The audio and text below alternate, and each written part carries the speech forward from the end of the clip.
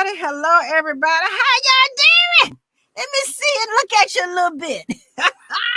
Hey, Chris, what you got going on? Good evening. Good evening. Lot of good things. A lot of good things. Feeling well. Doing well.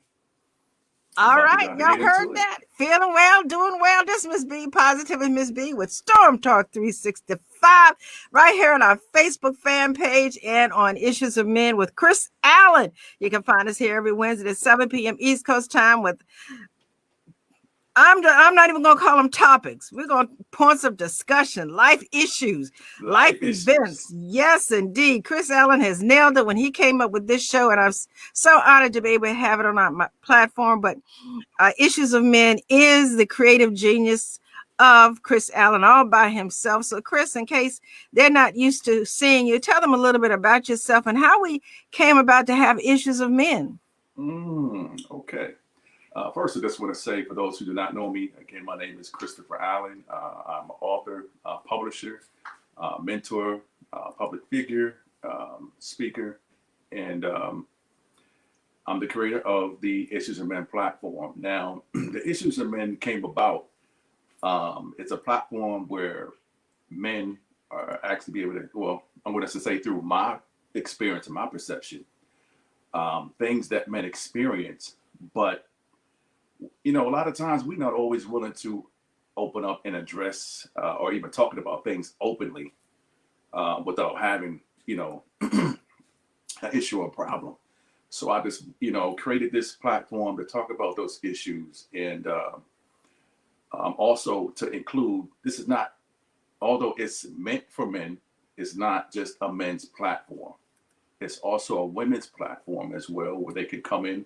And I think from the conversations and topics that we both have issues with, we'll be able to have a platform and have some dialogue to where as though we'll get to understand and know each other a little better.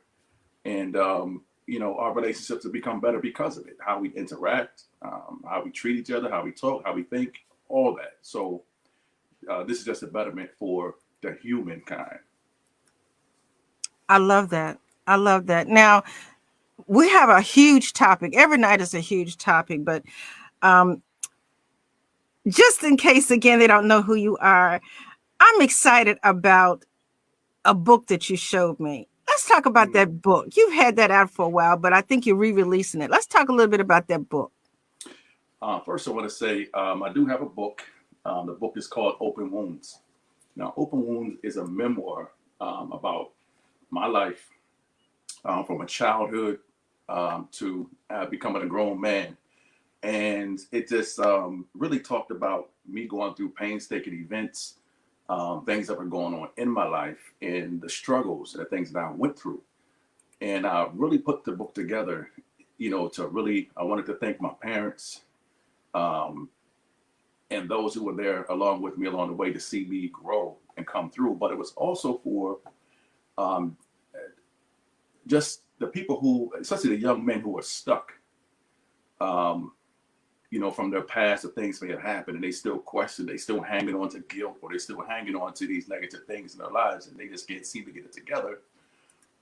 This book is definitely living proof that you can move forward and to hang on to those negative things and keep producing negative things in your life. Um, it's a choice, and I don't want the young men and young ladies out here to continue to carry that and make wrong choices in their lives based on how they feel about themselves or what they deem society thinks about them or what they feel about them. So, again, it's a great book. Check it out. Before we get into anything else tonight, I do want to thank brand strategist KJ Johnson. She was the one that actually, when she read the book and got her to really review it and look over it for me because I was having some issues. I was thinking something was wrong with my material, Miss P. People, I was thinking something was wrong. Like, wow, like what's going on? I know the material is pretty good. People can learn something from it. Why isn't it not popping? It's not selling the way that it should. And she said you took out the paddle when we was in grade school. They took out the paddle back in the day. She gave me the paddle, and so through some difficulty and some truths and understanding, I really took that time to it took me a couple months, but I had to go back to the drawing board. I had to go back and find a new cover, a new way to introduce the book, just a whole new concept of everything. And it took me some time, and I'm back. Here it is, and the new cover and everything is coming out. I'm gonna get it out as soon as I know it's gonna be before the end of this week. New books, new covers, new everything. So it took some time to do, but thank God, God sends people your way for a reason at this time of the season, and that's what it do. So I hope everybody enjoys it. I'm telling you, I'm so excited about it. I'm gonna have to bring you back and do an interview just about the book.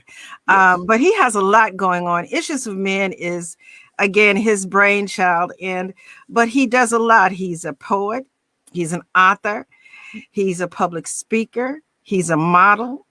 Of course, he's a father and a husband and different things, but he has a lot going on career-wise.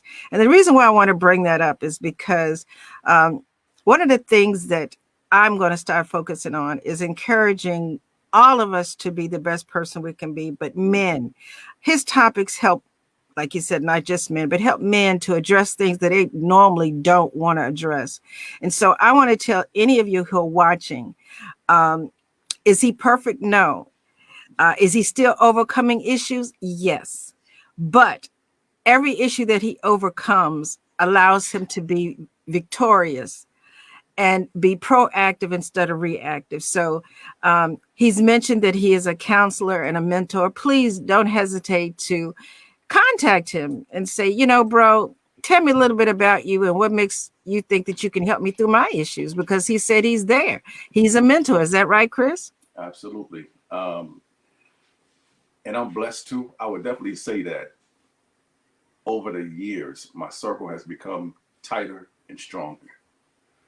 And those who are still there, they were meant to be there. Those who are coming in are meant to fit in those spaces and those pieces.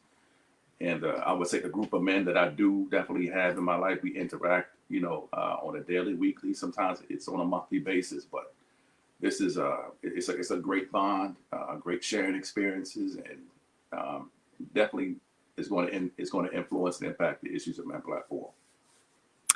Tonight, what are we talking about, Chris? Tell me, what gave you the idea for this topic?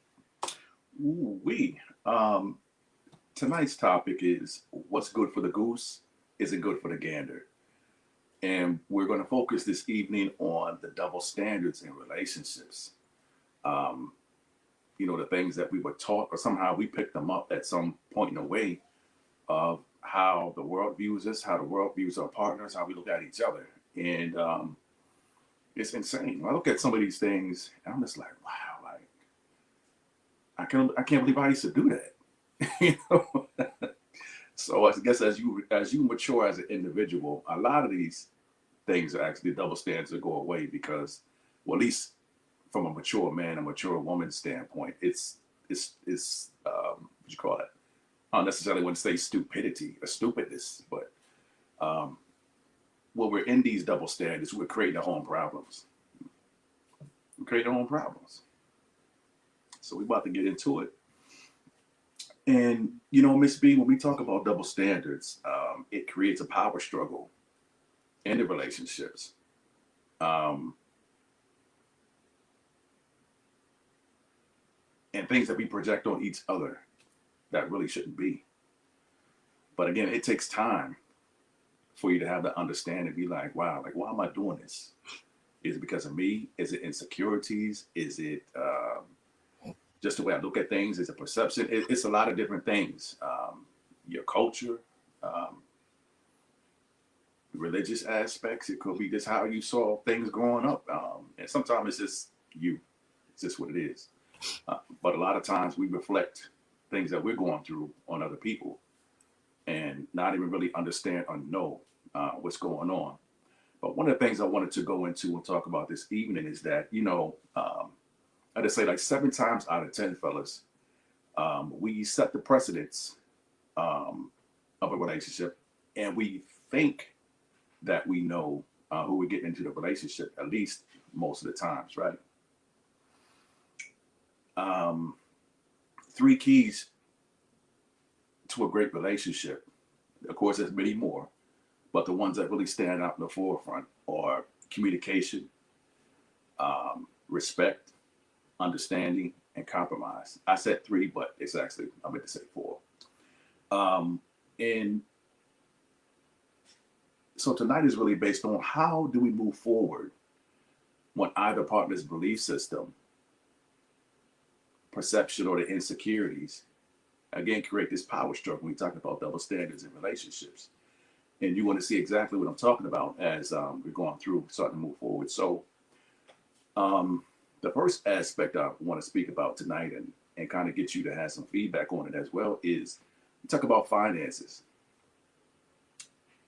And most relationships that I know, not everyone, but most, if the man or woman in the relationship makes more money than the other, has more material gain than the other, or one individual feels that he or she controls the money and decides who can spend money and on what. I'm just saying, is that right? Is it fair?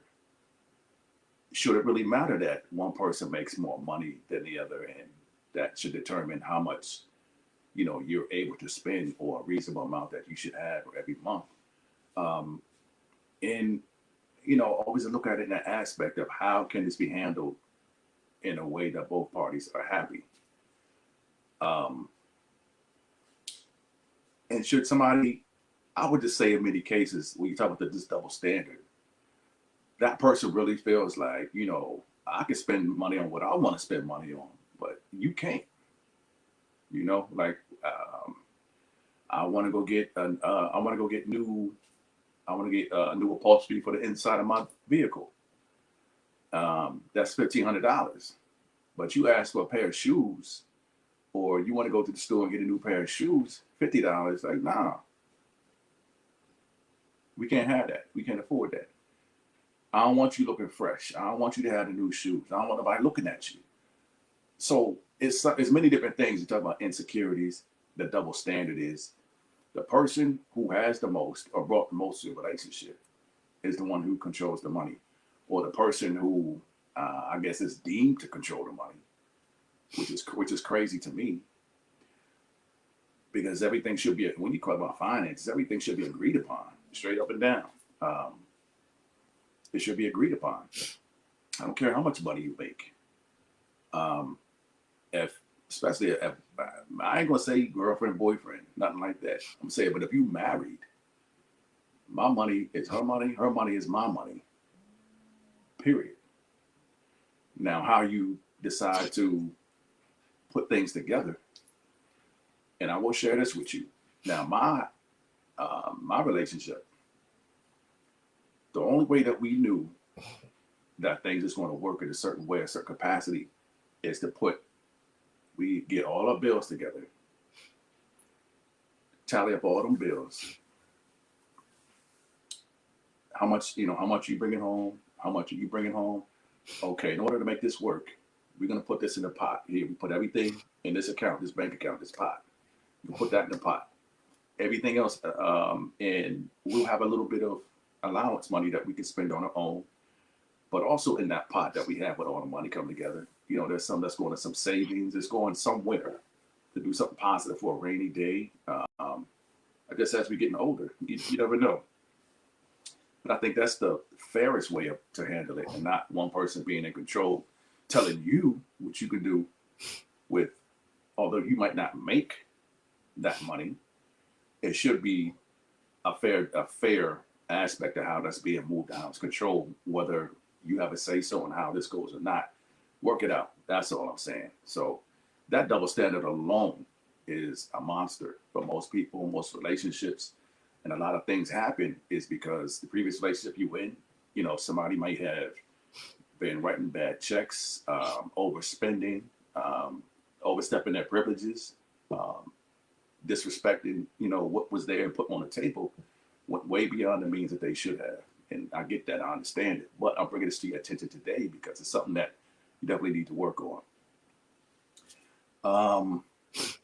Ms. B, we're going to talk about male and excuse me, talking about women with female friends in a relationship, males with female friends in relationships, right?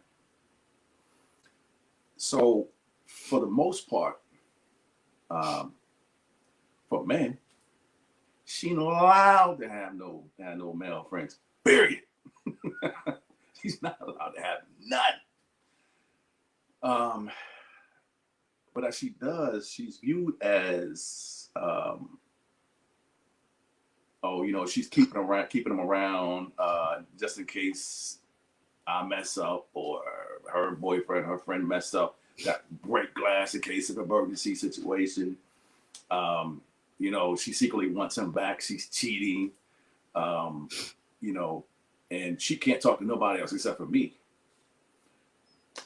That's a crazy double standard to have when if we have female friends, right?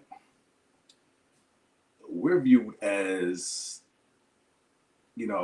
she's having trust issues. Oh, she's jealous. She's controlling. She's crazy. She don't allow me to do nothing. She don't allow me to go nowhere. But I just think that we all should be allowed to have friends, because one of the previous episodes I talked about a little while ago, Miss B, is like, we will never be somebody's all in all. I have my definition of what all in all is, and other people have their definition of what somebody's all in all is. But I just know that I'm not going to be everything for my spouse. She's going to have to interact and talk to other people. She's going to have feelings or have a like or with other people, male or female. It's just life. You can't control all that. And so we talk about this double standard of how we view each other, or how things should be viewed according to your insecurities or your misconceptions or whatever that may be. What's the best way to handle that? What's the balance in that, so that male and females will be able to come to a place where they're compromisable on that and they can move through it.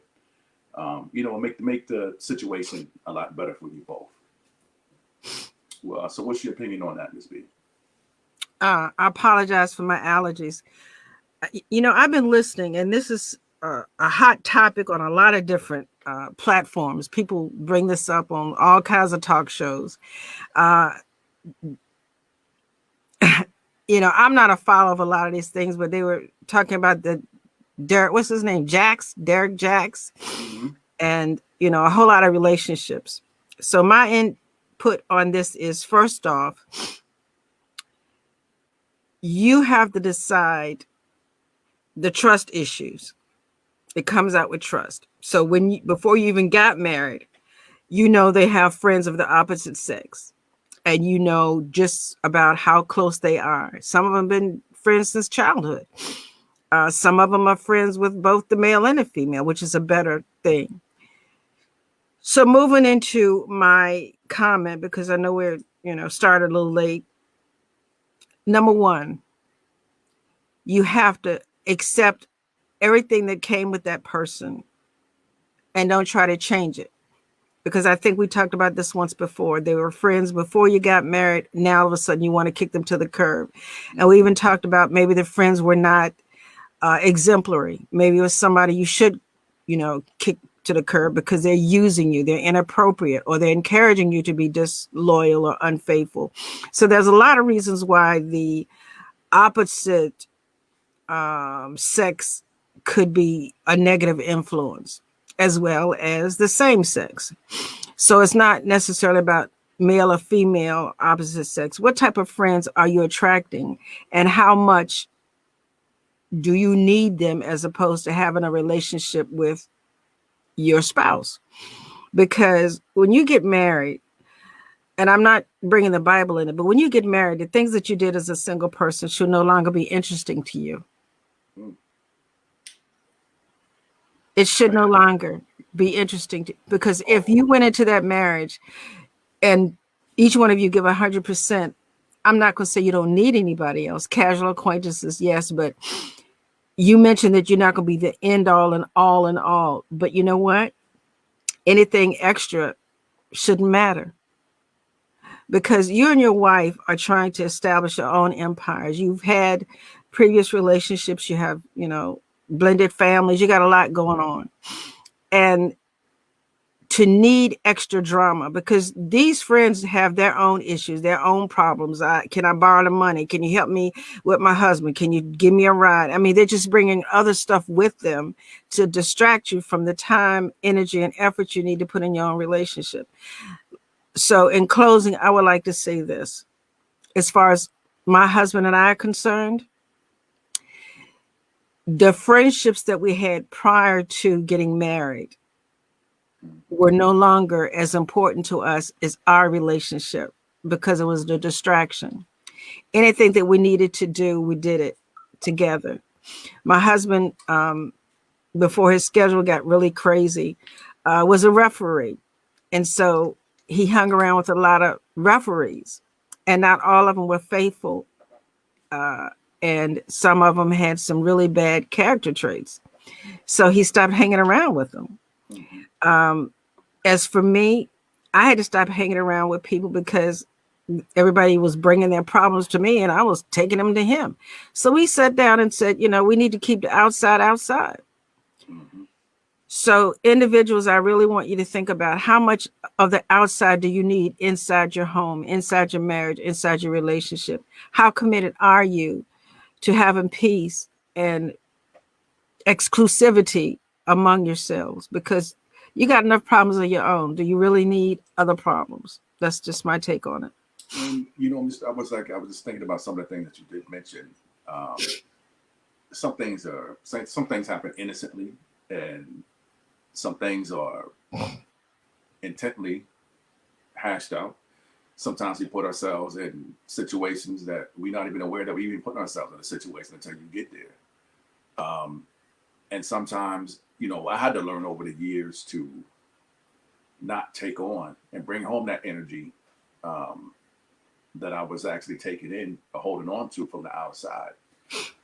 So once, I got home, I'm still wired up in just in regards to maybe something I was told, or just a circumstance that was happening in somebody else's life, and wanting to get involved to help. But I had to throw all those things out the window. I can listen, I can give you a response, but that's just as far as it goes for me nowadays. As far as certain things are concerned. And again, I just had to learn. You had to learn to leave that stuff out, leave that stuff outside when you come in the door, or just don't take it on at all. Again, it's your choice. And the third thing that is critical, family. So let's talk about the intimate partner thing. Um, I wouldn't really recommend males or females to really ask or talk about how many partners have you had in your life, and this and this and that and the third. Because listen, on a double standard aspect of it, from a man's point of view, it's okay. We getting daps, we getting the big ups. We applauded for the stick and move, player. We applauded for that. We get kudos for having multiple partners and what they deem, smashing as many as we can. Not another notch on my belt. So we're applauded for something like that, right? Mm-hmm. But on the same aspect, as far as women, I hope a man don't ever ask you that question. And I'm transparent, I'm open and honest. I would tell you, if you ask that question, I would tell you, I don't know. I lost count a long time ago. I don't know if that's a good answer either. You got that many in a lost count? Lord Jesus, what in the world? Lost count, exactly. Oh, that's. But do you see? But now do you see where having that question or wondering about how many intimate partners somebody has had is it's a volcano. It's a bomb waiting to go off.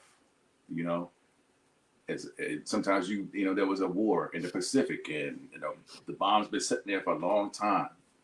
It's never went off. But you apply enough pressure, or the right circumstances happen, boom. And so when people talk about how many intimate partners you had, I would just say that it's safe just to talk about maybe what has happened in your last relationship.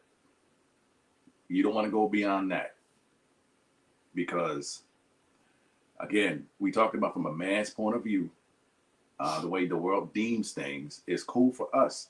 But as far as she's concerned, if we know that if she's been out there, she has multiple partners, 9 times out of 10, we want to kind of steer away from her.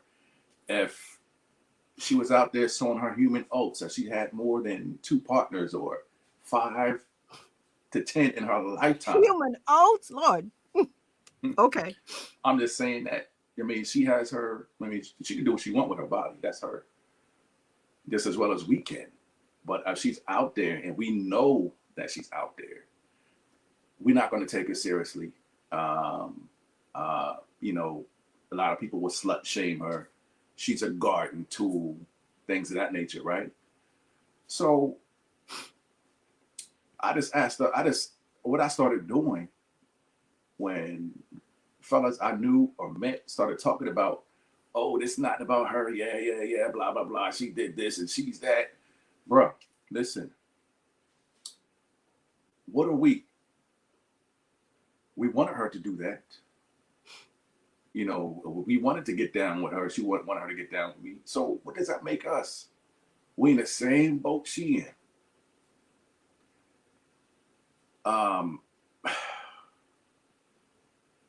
And seriously, fellas, without a willing woman, and for teenagers and moving up, and we teenage boys and we growing, getting up different age, we growing up in life, whatever like that. Without her, seriously, we using our hands, toys. What, you in the country, animals, you overseas, animals, blow up dolls, or you got access to other men. Without her, who are we? We're not gonna be able to do nothing without her. Facts. So I'm just saying that this needs to be addressed and it needs to stop. Stop slut shaming people because you a slut too. So that's what it is. I'm just saying, fellas, we got to do better at that. We got to do better. Period. Slut shaming. Yeah. Yeah. Making her feel bad for something that is human nature. We have sex drives. You didn't ask me to say anything, but one of the things that should be cleared up before you even get married. Let the past stay behind us. Let's move on together. Now, what I do after we get married, yeah, we need to talk about that. But anything that happened before us on either side, unless it's the immediate past relationship, anything past that, there's a level of insecurity that's going to bring out some distrust and you're never going to make it. And so we're talking about, because you brought this up as a married relationship, we're talking about married couples who keep going back into the garden, dealing with the tools and what they dug up. So what I'm saying is, you didn't ask me my opinion, but I really believe if you have a spouse that's in the marriage and keeps inquiring about what you did prior to the I do's, they're not committed to you anyway, and you're doomed already. So, and not only that, it could get to the point where they keep living in the past. And then you have not only communication issues, you have domestic violence because they don't trust you. So don't just, think, oh, he'll get over it. No, she'll get over it. No. Never. If they think that if they're going to slut what? Whatever. Slut shame you in the beginning, they're going to keep doing it and y'all never going to make it. I'm sorry. I didn't mean to interrupt, but that's sad. No, that was a great segue because it's never going to stop. There's never going to be a point in your relationship where it just stops because they're stuck. They are where they are with that. And there's nothing that you can say And it's just like, um, you know, I was on a different platform speaking in regards to relationships. And one of the things that I did learn in life is that it's never going to stop. It's going to continue. And whatever that person's view or perception of you is not going to change no matter what you do. I was one of those guys who be trying to prove myself and keep trying to prove it. I'm not this and that and the third. And the same things kept ringing out from the other person. So it was more to do with them about what they experienced through somebody else, which is a segue to next week topic of conversations. I am not him. I Okay? am not him or I'm not him. that So, ain't me. Who that you talking about? and that was a very difficult situation. And it seemed relationship after relationship, or you're trying to get to know somebody, date somebody, these same scenarios and situations, it kept appearing and kept appearing and kept appearing. And I was just like, you know what? I'm not going to continuously try to prove myself or do X, Y, and Z anymore. What you see is what you get. You know, if you can't get it and move on from that, then I'm not the right fit for you, or you're just not the right fit for yourself. Because every relationship you have after that is going to end up the same way. Um, and then that also kind of ties into this, my next subject of what's good for the goose is not good for the gander. So, you know, we have men who have strong opinions. They're very vocal. Um, we say that, well, society says that they are strong, they are driven, they're outspoken, they are empowered. And if you have a woman who's has strong opinions, she's vocal, she's driven, she's empowered, she is she's an itch. She's bossy. Um, Men are intimidated by her. She has an attitude problem, you know. Um, and most of the times, men are trying to figure out the way. Oh, you know, we got to silence her. She can't be talking like that. Or they try to dismiss her, or you know, shame her, or make her not feel as empowered as she is. You know, she can't have an opinion. She can't have a voice. Um, and again, that's something in society that we have to change. Why should we be able to um, flex and be vocal, be opinionated, um, speak out, be outspoken, and she can't? What do you think about that, Miss B? I think some knuckleheads and some broomheads need to go somewhere and sit down somewhere, because you know what? That type of control is unnecessary. Mm-hmm. I mean, you know, I could go on and on, but it all boils down to how many of you really ready for a relationship if you got to bring all of that drama? Because relationships is not about me, I, and you didn't, you know, whatever. Relationships takes a level of maturity. And again, you know, you can read all the Bible you want and quote all the scriptures, but that don't make you perfect either. So I'm not even saying what the Bible said. No. What about your character traits? What about what you have been exposed to? You know, a lot of times I have to say, who really taught us how to have relationships? You know, people birthed us and sent us on our way, and like, okay, you're on your own from preschool on. How do you have relationships? Because half of them don't even know how to be a parent. So then you grow up and you're trying to have relationships, and you know, don't want to seek counseling and don't want to hang around people who have, you know, done better than you in relationships. Relationships are hard. There is a manual out there, but reading it doesn't do anything if you don't know how to apply it. So again, I'm not going to bring up scriptures, but you need to go somewhere and sit down and say, why are my relationships not working? You know, is it them? What about me? What about fixing me? So a lot of times you have to look in the mirror and say, maybe I got issues. Why am I treating them that way? Who am I to tell somebody, shut up, sit down, you're not important, you're unimportant? Man, it's rough out here. It's rough out Please. here. It really is. Good point, It Chris. Good is. point. Before we move on, Chris, I know we have a lot going on. We have 35 minutes into this episode. I just want to do a little quick commercial and we'll get back and move on. Is that okay? Oh, I'm all for it. All Let's right, go. everybody.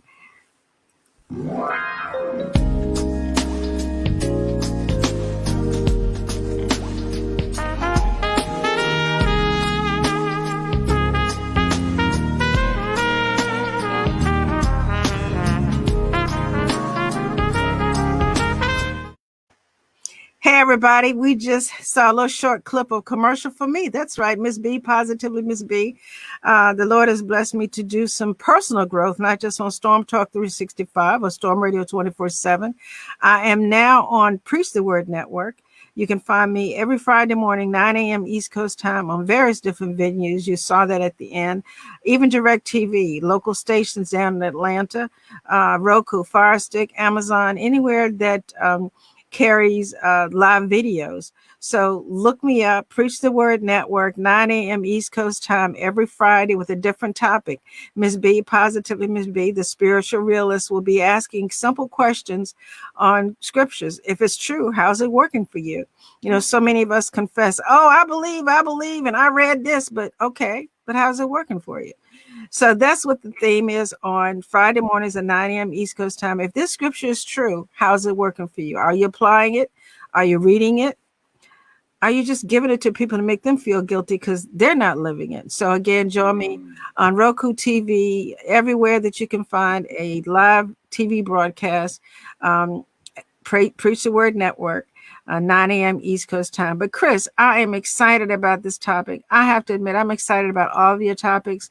And before I give it back over to you, I just want to remind the people, remember, you're responsible for your own behavior. Your character traits are a choice. How you treat others is a direct reflection of how you feel about yourself. Your insecurities, you'll be taking them out on other people. And for those who have insecurities of others being taken out on you, just remember, if they have issues, they don't need you to have their issues on top of yours. Pray for them, keep it moving. And if it gets too hard, you have to leave. I'm just saying, you deserve better than that. But don't take it personal, because hurt people hurt people. Don't let them hurt you to the point where you hurt them or somebody else, or you can't get over the pain. And, you know, I still stems from people try to hold on to things thinking either they can change somebody or they don't want to be alone, or they don't know anything different. They're in their comfort zone. I don't even think it's a comfort zone. I'll be honest with you. And I love the way we can go back to old episodes. Chris, it's not even a comfort zone. It's a warm blanket. You see what I'm saying? They're not really comfortable. Minus blanket. You know what I'm saying? It's like, okay, stop sucking your thumb. You're getting buck teeth. You see what I'm saying? Turn that blanket loose. It's got fleas. You know, so many things that we think that are keeping us comfortable are really keeping us in bondage. You know, when you see the bats, they wrap up in their own, and they can't even move because they wrap themselves up so tight. Think about the mental health jackets back in the day when they used to wrap you up in a white jackets with the long spider arms and wrapping around you 3-4 times and you can't move. That's how it is when you're in those kind of relationships. But you feel comfortable. Okay, but it's all I got. And I keep going back because I've never looked at him. Derek Jacks, I think that's his name. You know, they were saying the body language of the wife was questionable. And I agree with that. And, I wasn't comfortable with that at all. The way they were holding hands and she was side-eye him.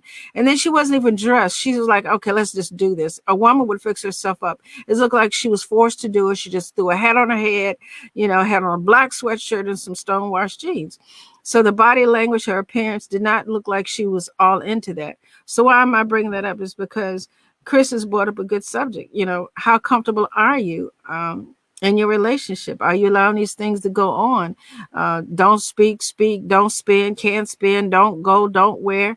That type of control, whether it's for male or female, it shouldn't be allowed in your life. But then if you're insecure, you think that's all you know, and that's the best you can do. Think about it. It's not. And, one thing, Miss B, too, now that you say it, maybe to her that was intentional. She's like, no, I'm not. I'm going to go out here with you because I'm your other half. but I'm not putting on. I'm going to dress the way I feel, and I'm not dressing up, and I'm not putting on no makeup. I'm not doing anything. This is how I feel. Broke Yeah, down, yeah, disgusted. It is what it is. They got what they got. You want me to go out here and tell them? I'm gonna tell them. Yeah. yeah. And um, one thing I can say, I don't know. I have to go. I want to go back and just watch it again because I don't know if it was genuine. I don't know if it was just done because he doesn't want to lose what he has. Um, I mean, was he? I mean, although he was transparent, was he really? Um, what was his intent behind that? To say what he has, but he's really not sorry, or did he do Baby that boy. because he was really in humility and, um, I mean, it's a lot. But one thing that I can say, I'm glad that it. I'm not glad that it happened on her account. No, I'm not. That's not what I'm saying. But I'm glad that it happened because now more men um, can now see and feel what that looks like. How nobody wants to be put on display or be out speaking about something like this, but you wasn't ashamed when you was committing these things. You see what I'm saying? You wasn't ashamed when you did it, but now that it's out in the public, He trying to uh, fix it. he's Let me tell yeah. you something. And I'm not going to take away from your time. Again, I have not looked at him. And for some reason, I'm like, what are they talking about? And so I looked at it twice. And I even looked at the fact that he was criticizing, you know how you do that TikTok and you look and go, he actually was watching his video. Then he gave his dialogue of his own video. That boy got issues, first off. The second thing is the way he was holding her hand. It's almost like he grabbed her hand, pulled it over his hand and held it. In other words, if you don't say the right thing, I'm going to squeeze your hand. And Mm-hmm. so the way her arm was positioned over him, he was like, I got you. Don't you move. You stay right here. I didn't like any of that. I've been a victim of domestic violence. I worked in mental health. I worked in a lot of things. And regardless of her choice of dress, that it could be it, but I believe it was not only because she was broken, is because she was forced to do it, and she was still upset, and she was like, okay. And he was like, if you don't do it, and she was like, okay, well, I'm gonna do it, but I'm gonna do it my way. But the way her hand, it was not comfortable. It Yeah. was not. It was not. I'm sorry. And if he's trying to save face, he's got all this money, and his books are going to drop. He's going to loot, and it was like a threat. And so she said, "I left him, and I was not going to come back until I saw a change." She may not even be there. Mm-hmm. You know what I'm saying? So Yeah. what we're talking about is very appropriate, because that's why I brought it up, is because your questions are very valid. There are people experiencing everything that you said tonight. Right So now. I'm sorry. Keep going. You have other statements to make. Oh no, go ahead. Okay, we still got a few minutes. Oh, okay. With that being said, again, I looked at the body language, and who am I? I'm just a 65-year-old woman that's been married twice and got my own issues. But for you to be in a public eye like that, um, and have to come out. I mean, he's not the only one, but he's trying to do damage control. And Mm-hmm. what he did was made it worse when he put her in front of the camera. And regardless of what came out of her mouth, the body language was totally different. And the eyes, Mm-hmm. You're like, and she was just okay, but no, I'm sorry, he was in control of that situation, and she just went along with that. But I've been there. I've been there with the arm stretched out, and I got your hand, and I dare you to say anything. And especially when she got ready to talk, he put both hands there. mm-hmm. That's in other words, remember, I'm here. You're going to have to answer for what you say. You know what I'm saying? The first time was just one. But when he put that other one when she was talking, Mm-hmm. It was like that ain't cool. it's like you better not drag me under the bus. Exactly. You She know. didn't move. It wasn't no into him. It wasn't no, she was just like, Mm-hmm. mm-mm. Yeah, that So, situation's done. mm-mm. That situation's done. It's never going to go back to being the same. That situation's done. And this is another perfect segue into my next topic. So Miss B, let's talk about. And we mentioned this before. We had fun with it before. You talked about hanging out. We're talking about hanging out all night. So, from the perception of men in society, it's what men do. We hang. I'm chilling with the fellas. And it should be understood by the woman that if I come in the house too late, if I come in the house at the crack of dawn, I come in and say, I'm just chilling with the fellas. It's what we do, right? It should be understood. Take that, take that, take that. Understand that, right? But if a woman is hanging out with her friends on a regular basis, if a woman is hanging out and she comes out the crack of dawn, she never supposed to do that, Miss B. Ever. Never, ever, ever. Never. As she comes in the crack of dawn, expect a full-blown fight, argument, or worse. Just expect it. But, we talking about that we do it and come in, we expecting her to understand and listen. And I was just, I had too much to drink, or, we went to such and such a spot, I'm sorry. They supposed to be forgiving. Y'all supposed to be understanding. But Miss B, we all know what happens after 10 p.m. in them streets. Ain't nothing good happening in them streets after 10 p.m. And we know what we have done in the past, into whom. So we know things are going on and happening. But if she does it again, we automatically are thinking the same thing. So that's why we so riled up, like, yo, I can't believe she did this to me. I can't believe she started out. She stayed out, and blah, blah, blah, blah, blah. What is your take on that? That Goose and that Gander, they're in trouble. Let me tell you something. See that right there? Mm-hmm. That done put me in a whole different mindset. I know we got, 47 minutes in. Let me tell you something. We good. Y'all ran the streets before you got married. And unless y'all come to an agreement that it's going to stop, y'all going to keep on running the streets. Mm-hmm. That being said, you get what you deserve. You may not deserve what you get.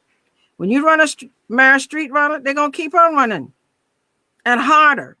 Mm-hmm. And every time you go out and stay later, they're going to tit for tat because that's the mindset you got. Now, let me tell y'all something. Y'all supposed to be grown. That's why them children being raised all cockeyed because y'all doing childish stuff. Ain't no tit for tat. Just sit down and say, okay, I'm not going to take your life away from you. Let's have a mutual curfew. You go out with the boys, you end by 1. You go out with the girls, you end by 12. Why 12 for the women? Because a safe time for a woman should not be after midnight.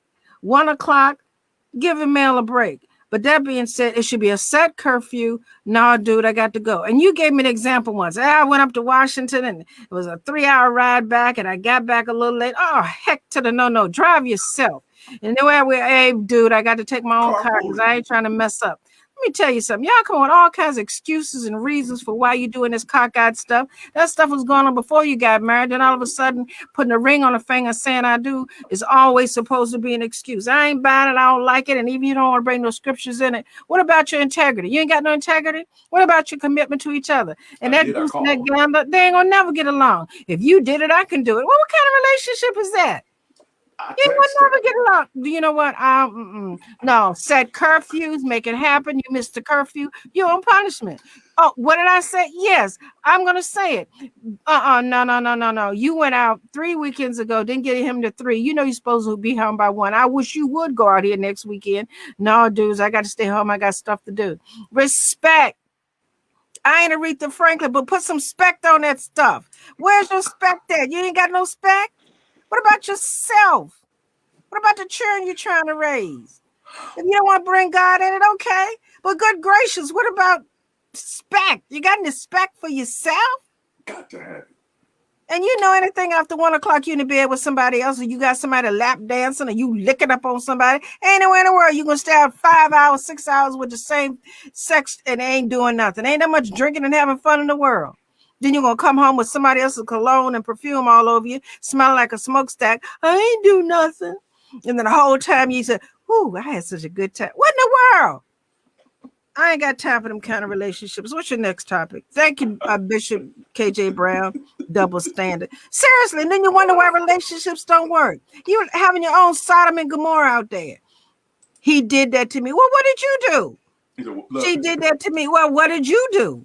Y'all gandering and goosing? Mm. I'm sorry. And gandering. Boy, what a topic. It felt good while I was there, but after, it ain't so Oh, good. and I got one for you. Mm-hmm. You done stayed out to 2, 3 o'clock in the morning with them opposite sex female and male friends. I'm just out with the friends. And then they come in the house, "Hey dude, how you doing?" Just to knock your wife all across the board. And then y'all bumping each other and looking at each other like still best friends. That's why I don't like them opposite sex friends, because they grin up in your spouse's face like ain't nothing wrong, and all the time y'all rubbing on each other. Oh, they were just friends.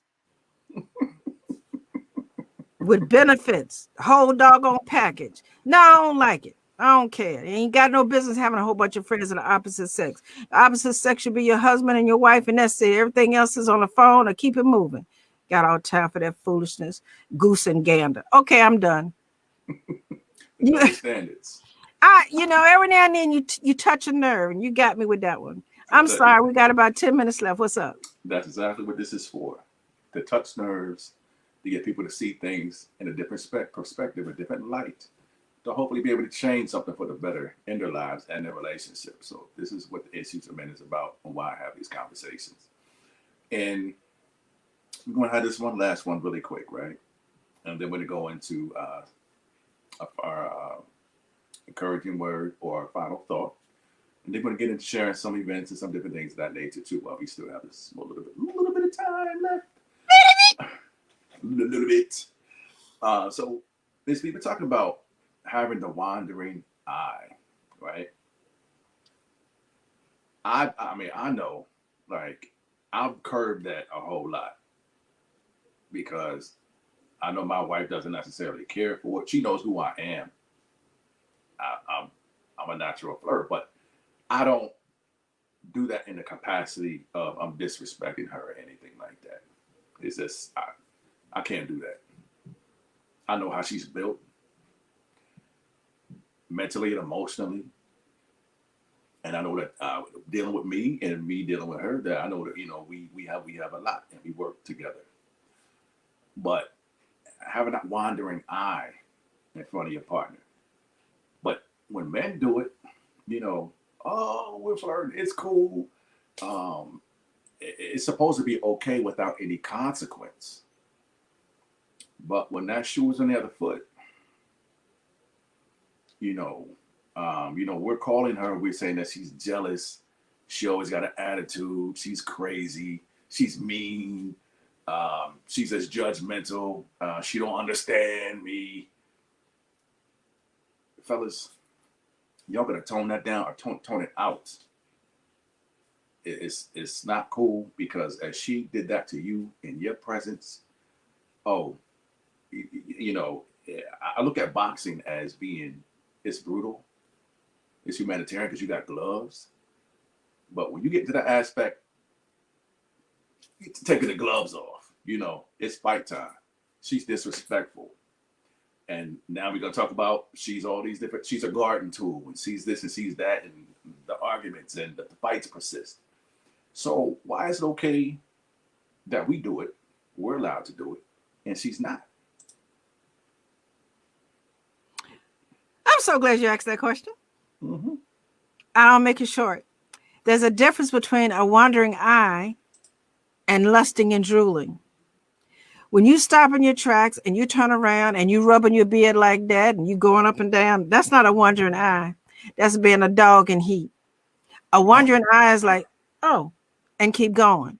But when you got to go up and down and turn around and lick the lips and all that foolishness, no, you deserve a pop upside the head. As a matter of fact, you deserve a couch sleep for another month because you got some hormone issues that need to be corralled. And remember where you get those satisfaction from.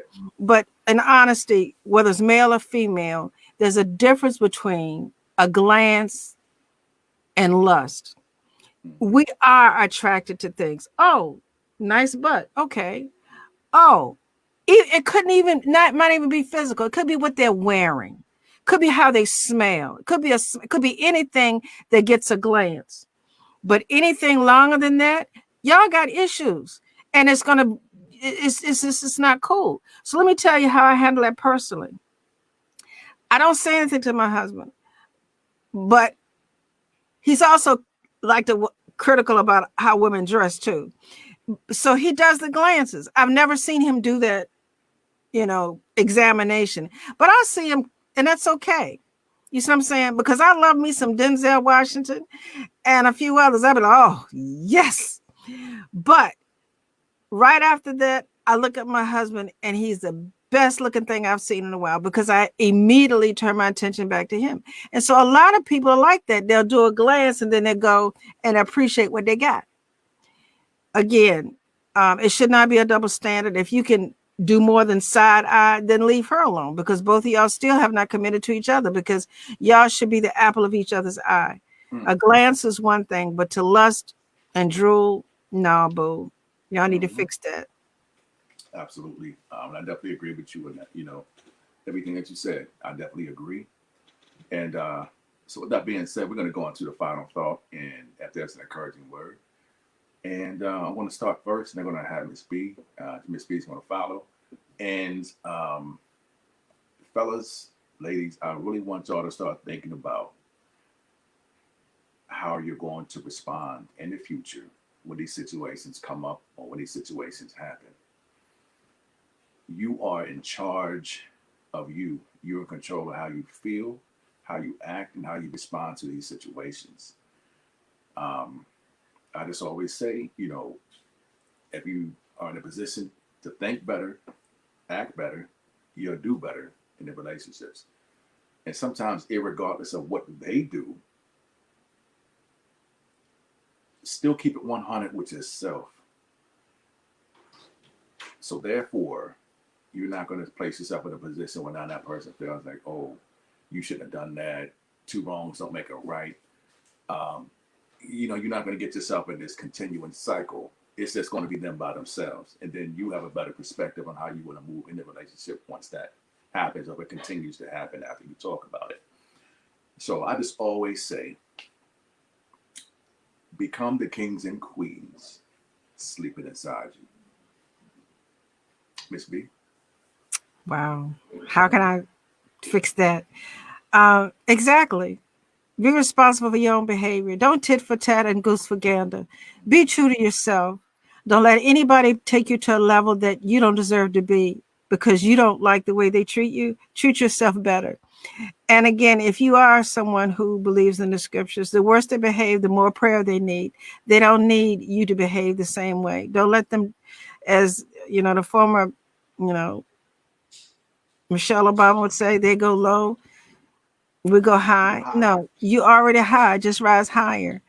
Stop and think before you have an attitude, because it reflects more of you than it does of them. I What we got definitely going agree. on, Chris? What else you got going on? So what we got going on coming forward, ladies and gentlemen, I just wanted to tell y'all, just go check out www.authorchrisallen.com website. Is where I have men issues of men's t-shirts. I'm about to include some sweatshirts. Um, Also include some women's tees, sweatshirts, and I'm going to have some sipware. So when I talk about sipware as well, that means I'm going to have shot glasses, brandy glasses, martini glasses, different sets that people can purchase and have as well.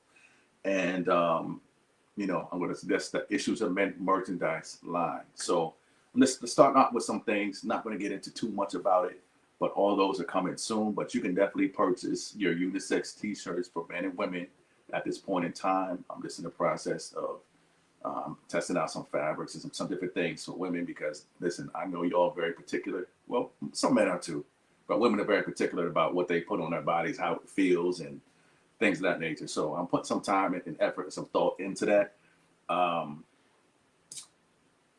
I'll also want y'all to definitely pay attention to. I'm a public notary, So if you need to contact me at 804-212-5347. And also my publishing services company, public notary services company, is called On the Dotted Line Services. So on the dotted line services at gmail.com, 804-212-5347. And again, if you need any publishing services, check out the website, www.authorchrisallen.com. And all my merchandise, all my information, everything is there in one site. Next Tuesday, I'm going to have part 2 with author and also community activist and speaker. His name is Timeless Thomas. Part 2 of that interview is going to be held next Tuesday at 9 p.m. on the Issues of Men live on Facebook. And we're going to try to also get that expanded on some other things as well. I'm going to be posting the first video and the second video. And you can also purchase his book.